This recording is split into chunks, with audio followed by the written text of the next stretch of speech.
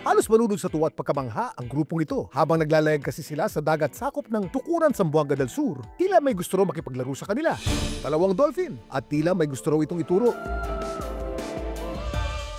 Ayon sa uploader na si Jomar, nagsinundan nila ito, tumambad daw sa kanila ang mas malaking pod o grupo ng mga dolphin. Nasa tansya nila, nasa 200 daw ang bilang. Pero hindi pa raw pala ito ang highlight na kanilang biyahe. May bigla pa kasi lumitaw ng mga sperm whale. Para daw imbestigahan ang kaganapan, si Jomar tumalon sa tubig. Pero agad daw siyang umahon dahil may nakita raw siyang tila mga pating. Hanggang ang nasa 5 tilang pating na kanilang naispatan, inatake raw ang mga balyena. Ang sperm whale na ito, duguan at wala na raw buhay na kanilang madaanan.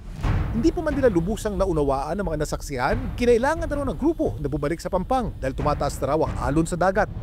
Hinala ni Jomar, nagtulong-tulong daw mga dolphin at mga balyena dahil sa pag-atake ng mga pating. Tama kaya ang kanyang hinala? Kuya Kim, ano na?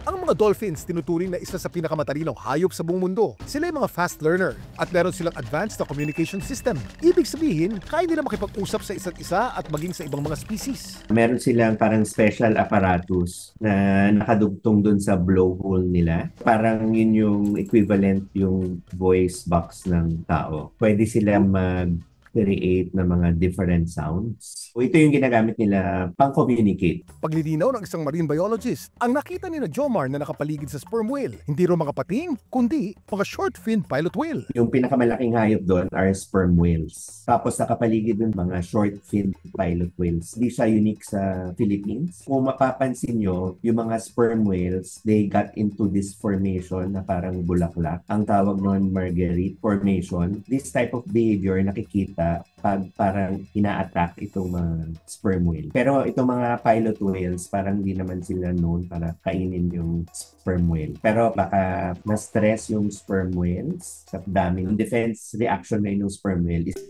Ang balita namang ito, nakarating na sa BFAR o Bureau of Fisheries and Aquatic Resources. At balak daw nilang imbestigahan ang insidente para mas lalong maintindihan ang pambihirang pangyayari ito sa dagat ng Tukuran.